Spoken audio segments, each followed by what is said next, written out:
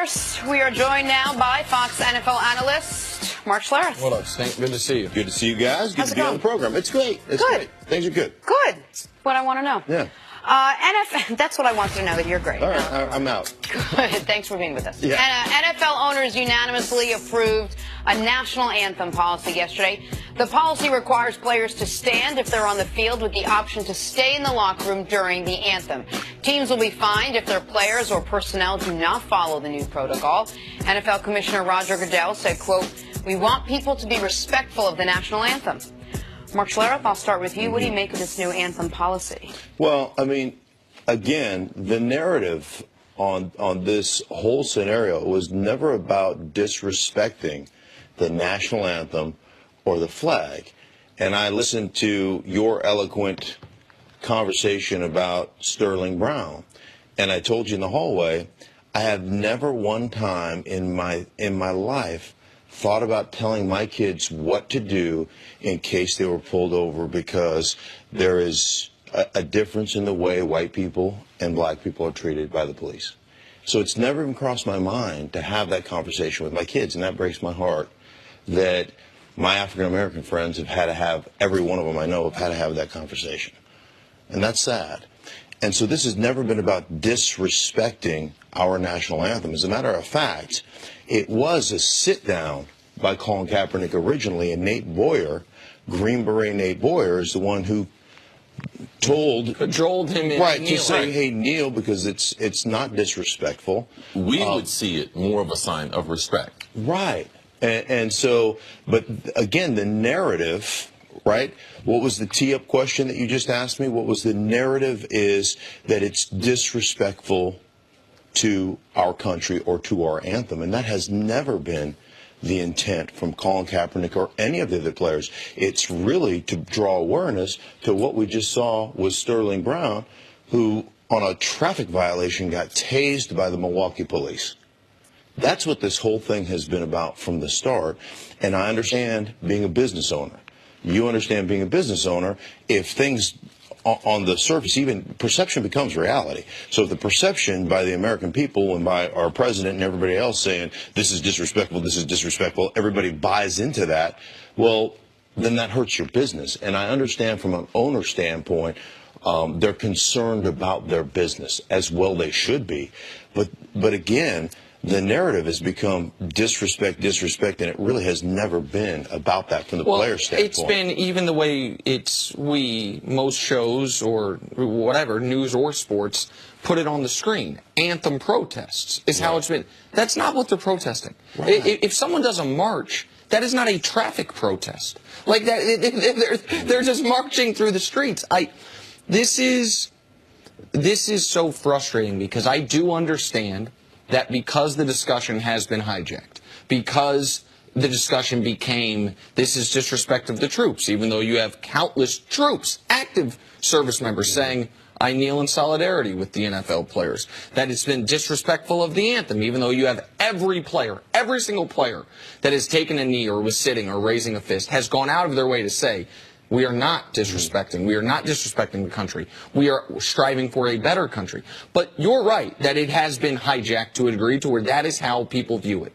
So I also understand why the owners would say, listen, we're not in the protest business. We're in the football business, and we think this is hurting our bottom line.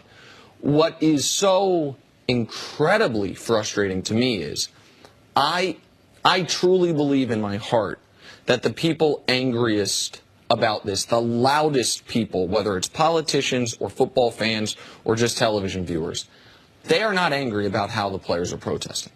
They are angry about what is being protested.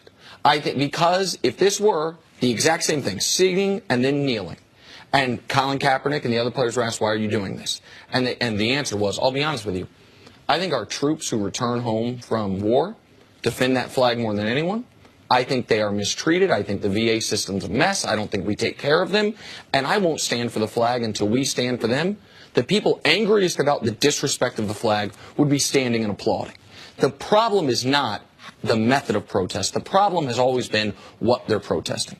And there's always been resistance in this country from the predominantly white power structure to any form of black protest advocating for equal rights. And the anger gets even greater when it's theoretically black folks who have made it, prominent black people, when the answer's always been, what do you got to be mad about? You're rich, you're famous, you could be a pro football player. Ignoring the fact that there's iron's not lost to me. Sterling Brown might not be rich yet, but NBA player, none of it matters. None of it changes in those moments for what they're protesting. And so I understand why the NFL did what they did. It breaks my heart that in this country this couldn't have been a unifying thing. It breaks my heart that people couldn't say we all should strive for a more just place, a more just police force, a more just treatment of all of our citizens. But we're not there. We're not even close to being there. No, we're not there. I'm not surprised. I know the ownership of the National Football League. This is what I expected them to do. And I expected them to try to do it also without it being collectively bargained. You know, I can understand them with being the owners of the business. They could do what's best for the business. But you're in business with the players. It's a partnership. Everything's been collectively bargained. And to think that you could change the rules without them having some type of say, I'm not surprised at all. But at this point, last year, the owners did something monumental. They made a contribution, almost $100 million to the Players Coalition, to all the causes, to all these players, Malcolm Jenkins, Doug Baldwin, all the great things these guys are doing.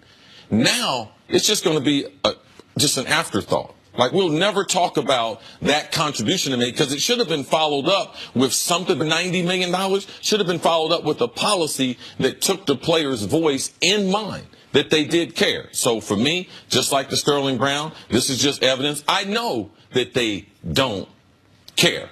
I know they don't care, and yesterday what they did was even more evidence of that. What about the policy itself? Is there anything to the fact that players are allowed to stay in the locker room, or if they want to protest, can stay in the locker room, that now this turns maybe a little bit more turmoil rather than unity because you're going to have different fractions on teams who are in and are out? I mean, does it actually solve the issue that the NFL intended to when it was first laid out? Well, the issue certainly won't be solved. I mean, they're just trying. I mean, the $90 million looks more like hush money than it looks like a partnership now. Yes. Right? Just keep your mouth shut. Here's $90 million, and let's make sure that we don't mess with our business. I don't believe that. I mean, if a bunch of guys are out of the locker room, you know, we'll have counters. You know, we'll have somebody going, okay, you know, so-and-so and so-and-so and so-and-so was not out there, you know. And so I don't think it alleviates the issue. It puts. So what does it do? It closes a drape on a messy bedroom. It closes people come over to your house and your kid's bedroom's a mess and you ask them to clean up and they didn't. What do? Do you leave the doors open or do you shut them? You shut them and say, oh, that room's off limits right now. And that's really what it does. It's closing the drapes so you can't see our dirty laundry. And this issue will continue to be exploited for profit and for divisive purposes from people who think they can benefit from it. There will be people counting who is out of the locker room, who is not, because for good or for bad, the most powerful person in this country, the President of the United States, he said this morning, right after the show started, that if you're not standing for the anthem, not only should you not be able to play in the NFL, maybe you shouldn't be allowed to live in the country. Mm-hmm. The belief is that this is a winning issue, and that pointing out the ungrateful black athlete is a winning political issue. So if there's guys in the locker room, we'll know who they are. They'll be pointed out, and this doesn't solve anything. It might be the drape, but it's a drape with a hole in it, mm-hmm. like that people can still see. Sure. If the NFL, if they cared, you know what they do? Because right now the owners, they want to make everyone think they're more patriotic than the players, and that's a bunch of bull.